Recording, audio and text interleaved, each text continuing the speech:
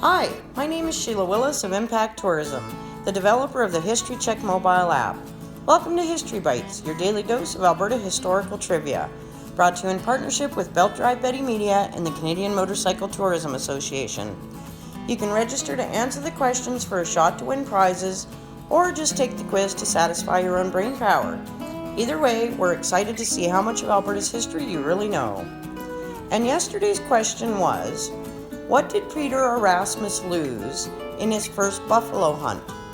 Is it A, his ramrod, B, his saddle, or C, his hat? And the answer is A, his ramrod, which is a rod used for ramming down the charge of a muzzle-loading gun. Born in 1833, Peter Erasmus was of Danish and Cree parentage and a highly educated man who spoke fluently in 6 Indigenous languages, English, Latin, and Greek. He was respected by the Indigenous peoples, white settlers, and explorers who had a long career as a celebrated buffalo hunter, mission worker, teacher, trader, and interpreter.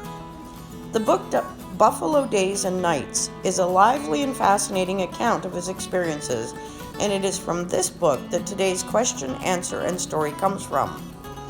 The setting is near Saddle Lake Crossing. He is trailing with several men, including Samuel Jackson, when buffalo are spotted and a hunt is quickly prepared for. He has a muzzle-loading shotgun, is on a borrowed horse trained in buffalo running, which before the hunt he describes as a lazy beggar. And from the book I quote, "Taking advantage of a heavy willow clump at the top of the ravine, we climbed to the level above. A single buffalo feeding close to the rim whirled and raced towards the others. The moment my horse caught sight of the lone animal, he took a tremendous leap ahead, almost unseating me. It was just pure luck that I was able to hold on to the gun. The lazy brute, in a twinkling, turned into a fiery meteor that swept forward with such terrific speed that we soon outdistanced the others. I was so excited and exhilarated that it was some time before I noticed my horse was keeping pace with one particular animal at a distance of about 4 yards. I took aim and fired. For a minute I thought I had missed as the beast kept on running, but suddenly it turned head over heels. I knew then I had scored a fatal shot. My companions were swallowed up in a cloud of dust stirred up by the herd.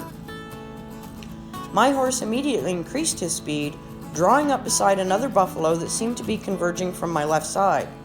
I found that I had lost my ramrod, so I tried to pull away from the herd to avoid being caught as I had been warned. My horse had other ideas about this. When I tried to slow down his speed and draw away from the herd, he reared, jerked his head, and tried to grip the bit in his mouth and did his best to keep running. I lost a stirrup but finally got him checked. In a few moments the herd had disappeared over another hill, but it took some time before the dust settled and I could take stock of the situation. I was surprised at the distance we had traveled in such a short time. I could see my friends around an animal almost a mile away." Unquote. So what happened to the ramrod?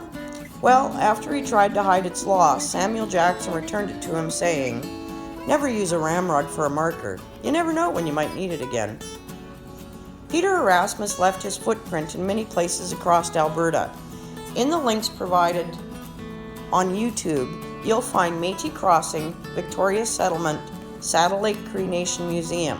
All of them are great places to go explore the area where Peter Erasmus was when his buffalo hunt took place. And tomorrow's question is, was the classic book and film Mrs. Mike written as A, a true story, or B, a work of fiction? Come back tomorrow for the answer and the story that goes along with it. Then we'll load you up with the next day's question. Enjoy!